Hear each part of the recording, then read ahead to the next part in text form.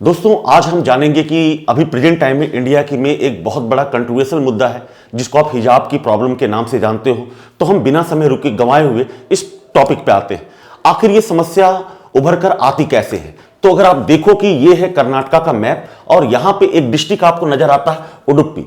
यहीं पे अगर देखा जाए कि एक कॉलेज था जिसका नाम था Kundapur government pre university. Pre university का मतलब होता है जहां पे 11th 12th के बच्चे पढ़ते हैं और यही इसी कॉलेज से ये समस्या निकल के आती है। होता क्या है कि यहाँ पे जो कॉलेज के प्रधानाचार्य और बाकी जो प्रबंधक थे, इन्होंने कुछ बच्चों को कॉलेज में आने से रोक दिया क्योंकि उन्होंने सर ढकने का स्कार्फ लगा रखा था।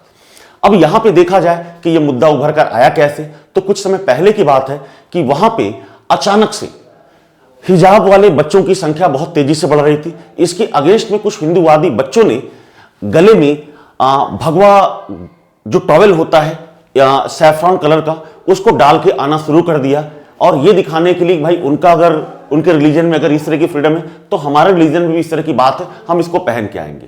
बाद में होता क्या है कि बीजेपी की एमएलए जिन्होंने एक स्थानीय कमेटी की अध्यक्षता की और उन्होंने कहा कि भाई इन चीजों को बैन किया जाना चाहिए, हिजाब पहन के कोई नहीं आएगा।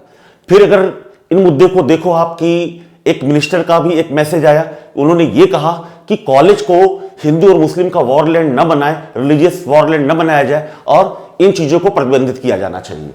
फिलहाल अगर देखो आपकी ये मुद्दा मैंने आपको बताया कि ये लड़की जो है हिजाब पहने हुई है। हिजाब को बुर्के के सेंस में नहीं लिया जा सकता, हिजाब एक स्कार्फ होता है जिससे कि सर ढका जाता है। दूसरा, अगर हिंदूवादी बच्चों को देख रहे हो, इस तरह के टॉवेल को वो गले में लपेट के आते हैं। लेकिन मुद्दा तब गहरा हो जाता है जब कर्नाटका हाईकोर्ट ये कहता है कि भाई एक पैनल का गठन किया जाए और पैनल ये डिसीजन ले कि हिजाब पहना प्रतिबंधित किया जाए या नहीं किया जाए, या धार्मिक जो वस्त्र हैं उसको प्रतिबंधित किया जाए, चाहे हिंदू हो या मुसलमान हो। लेकिन हाईकोर्ट ने यह कहा कि उसका डिसीजन आने में काफी समय लग सकता है, इसलिए हमें एट ए टाइम जिन स्कूल कॉलेजों में ड्रेस कोड लागू है वहां पे हिजाब या भगवा वस्त्र को प्रतिबंधित किया जाता है। लेकिन यह चीज अगर देखा जाए कि कुछ स्थानीय लोगों को और इंटरनेशनल मुद्दों पे लोगों को ये बात हजम नहीं हुई और उन्होंने कहा कि ये कहीं ना कहीं धार्मिक स्वतंत्रता का हनन है। दूसरा, अगर मुद्दा देखो कि यूएसए में इंटरनेशनल रिलीजियस फ्रीडम के जो चेयरमैन हैं, इनका नाम है राशिद हुसैन। राशिद हुसैन को अगर देखा जाए कि इस फोरम के पहले मुस्लिम चेयरमैन हैं। इन्होंने इंडियन गवर्नमेंट को की आलोचना की है कि भाई इंडिया को इन चीजों पर कड़े कदम उठाना चाहिए, वो कहीं ना कहीं धार्मिक स्वतंत्रता का हनन है। तो खैर, अभी कुछ दिन पहले हमारे सारे पॉलिटिशियंस भी ने कहा था कि बाहर के लोगों को हमारे आंतरिक मामले में हस्तक्षेप करने का कोई अधिकार नहीं और ना ही होना चाहिए, ये हमारा घरेलू मसला है, हम मिल बांट के सुलझा लेंगे। खैर, इन दो चीजों की वजह से मामले की गंभीरता और बढ़ गई। अब अगर देखो आप कि अगर हम संवैधानिकता की बात करें कि संविधान में इसके बारे में क्या कहा गया है, तो मुस्लिम छात्रों का उन्होंने दोबारा इसके लिए रिट डाली और यह कहा कि अगर हिजाब पे प्रतिबंध लगाया जाता है तो आर्टिकल 14 के तहत यह कहीं ना कहीं समानता के अधिकार का उल्लंघन होगा।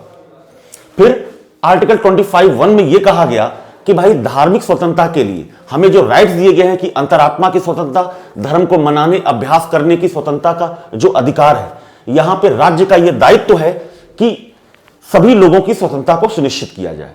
तो इन दो पहलुओं के बेस पे जो मुस्लिम जनता है इस चीज को लेकर आक्रोशित है कि कहीं ना कहीं हमारी स्वतंत्रता का हनन किया जा रहा है। कुछ लोगों का यह भी तर्क है कि भाई इससे मुस्लिम लड़कियों की एजुकेशन प्रभावित हो सकती है, क्योंकि अगर हिजाब को प्रतिबंध नहीं दिया गया तो उनकी शिक्षा व्यवस्था पे कहीं ना कहीं अंकुश लगाया जाएगा।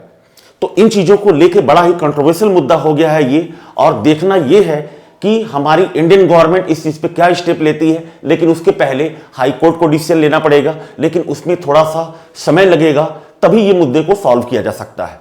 तो आने वाले समय में इस मुद्दे पे गवर्नमेंट क्या एक्शन लेती है या हाई कोर्ट का क्या डिसीजन आता है, ये देखने वाली बात होगी। लेकिन हमारी अपील बाकी दुनिया से यही हो सकती है कि बाहरी लोगों को हमारे आंतरिक मामलों में इंटरफेयर करने का कोई राइट नहीं है। हम मिल बांट के इस मुद्दे पे बातों को सुलझा सकते हैं और हमारी हाई कोर्ट और सुप्रीम कोर्ट जैसा भी डिसीजन देगी हमारे देश के सभी लोगों के लिए वो सर्वमान्य होगा। थैंक यू दोस्तों, मिलते हैं फिर नए अपडेट के साथ।